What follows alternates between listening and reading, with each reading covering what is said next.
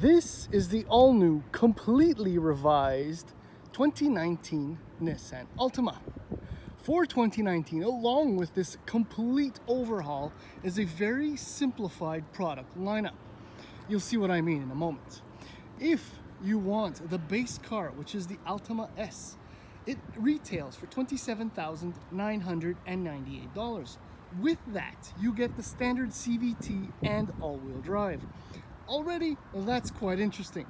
You also get remote starter and a number of active safety features.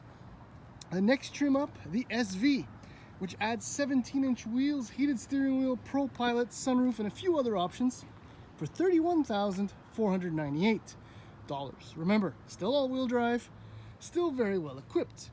My tester, the one you see here, is the Platinum, which adds the 19-inch wheels, which are quite attractive, a round view monitor, leather power seats, Bose audio, and a few other things for $34,998. That, my friends, is value packed. There is at the moment an edition one, which I wouldn't really bother. It's $35,998 and you get different wheels and fancy colors, and anyhow, that'll pass. So essentially what you're looking at is one powertrain combination, I'll tell you more about that when we get behind the wheel, and 3 trims and virtually no options. I really like that, and I'm sure dealerships do too.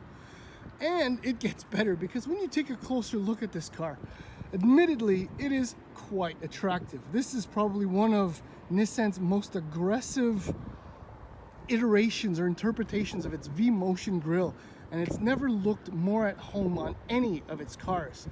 With the Platinum, you do get these, like I said, 19-inch wheels, which do justice to this car, as does the color choice. I don't think you can see it, probably not. There are a few things about the way the car is put together that are a little bit odd. Well, the main one is this gap with the hood. You probably can't see it. From a distance, actually not that far, it looks like the hood is open, when in fact it is very closed. I am sure that's part of the design, but depending on the angle that you're looking at the car, it's kind of weird. Anyhow, Nissan was probably one of the pioneers with the idea of the floating roof. So you have this used on the new Altima, and it's a small little design cube, but it looks quite nice. Physically, this is a good looking car, and it carries forth on the inside. Now the trunk is, according to Nissan, only 436 liters if memory serves, but it's actually really deep. You can't see the, well, there you go. Now the phone is adjusting to the light. There's a lot of room. There's no storage under here, but where there is storage for all appendages and all your friends is on the back seat. This is the leather that comes with this right here. That comes with the Platinum. It's nice leather, admittedly.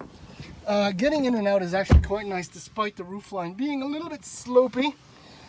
But there is loads of legroom. This is near limo-like for a mid-sized car. There's that dashboard. There's a few words on that right now. It's really nice. There's a simplicity and an elegance to its design that is refreshing. Everything is just there, very useful, functional, but wow, is it ever attractive. And the flat bottom steering wheel kind of helps too. But back here, I think you could probably squeeze 4 across if you really had to. Elbow room, legroom is very nice. There's another nice touch. Remember, this car is only $35,000, okay? So when you step up here, and you remember that, yes, there are your power seats. There is Bose audio. There we go. Bose audio included with the Platinum. The seats again. These are Nissan zero gravity seats, which are a mixed blessing. I'll tell you more in a moment. But you get on board in the front, still plenty of room. See again, look how very unadorned and simple and open and just very functional. I really like that. And it's really warm in here. So as I said, from the mid-trim up, you do get heated steering wheels. So essentially you get everything you want. This is the standard 8-inch screen, which is lovely. Apple CarPlay, Android Auto, all standard. Nissan Connect is part of the higher trim models. Gauges are lovely too. The middle part is digital and fully configurable. What I was saying about the way the car is assembled, this right here is kind of weird. I don't know if you can see it. The foam between the dashboard and the windshield is popping out. Only on the one side. So it was the assembly, it's not the heat. And this week it hasn't been that hot. At least not as hot as it was last week. So that's kind of disappointing, but I'm sure it's just a thing. Well, some of the plastics are cheaper, but it kind of comes together. I mean, this full wood is a nice touch as well. The screen, about the screen. Okay, so you have redundant menus, which I absolutely love, but it's not always that responsive.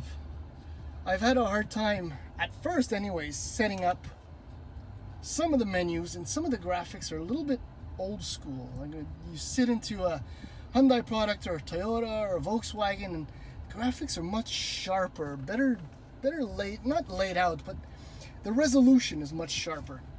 I guess that doesn't really matter. What I do like is that when you want to play with the menu, you can fit your hand behind it to steady your hand in order to select the menus. But because you have redundant controls, it's actually quite easy.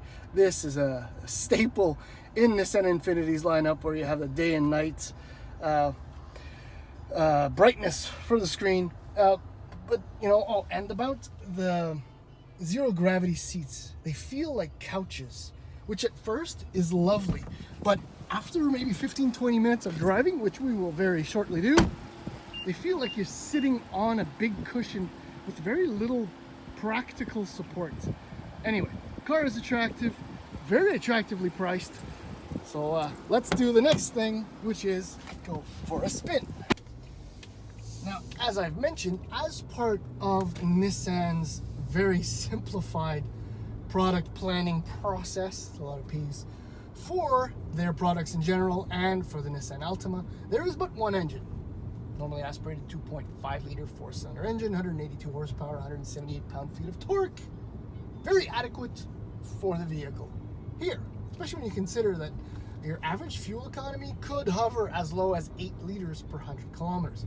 Yes, Nissan has a very cool variable compression turbocharged 1.5 liter engine, but it is only available with front-wheel drive cars, and as I've mentioned, Canada only gets all-wheel drive, which, given our climate and our general appreciation for all-wheel drive cars, makes sense for dealers to only have to stock up on all-wheel drive cars.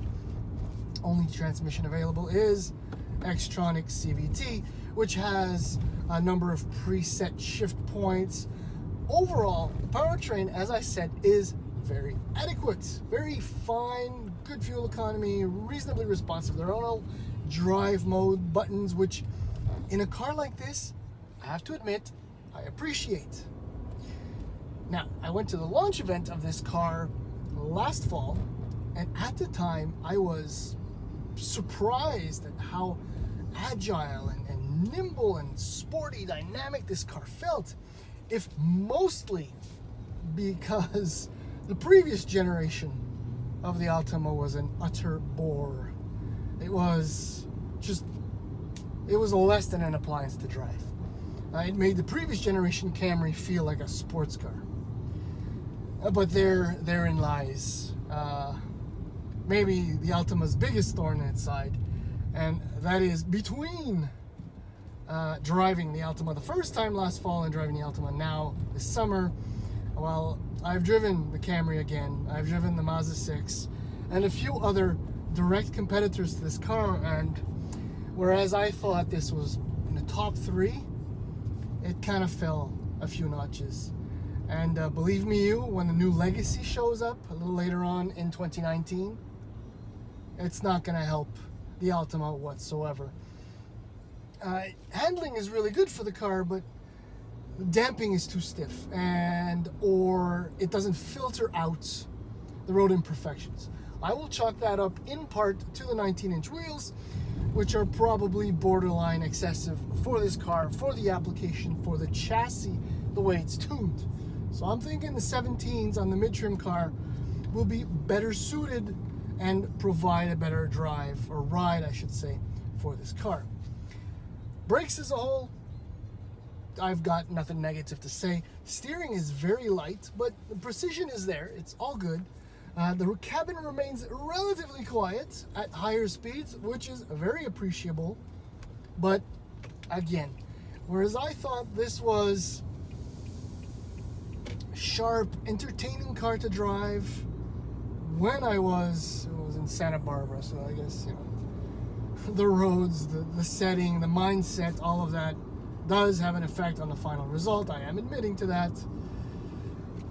This car has kind of dropped a few notches, unfortunately.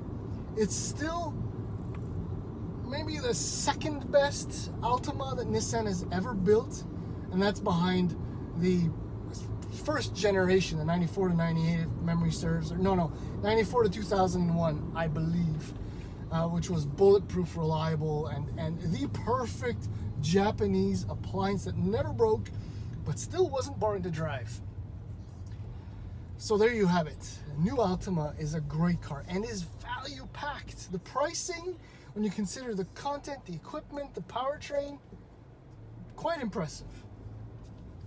But it's not the best mid-size sedan you can buy. That title still is held, in my opinion, by the Toyota Camry. And once the new Legacy shows up, I think those two will be battling it out on the top for your money, if you're not shopping for an SUV, of course.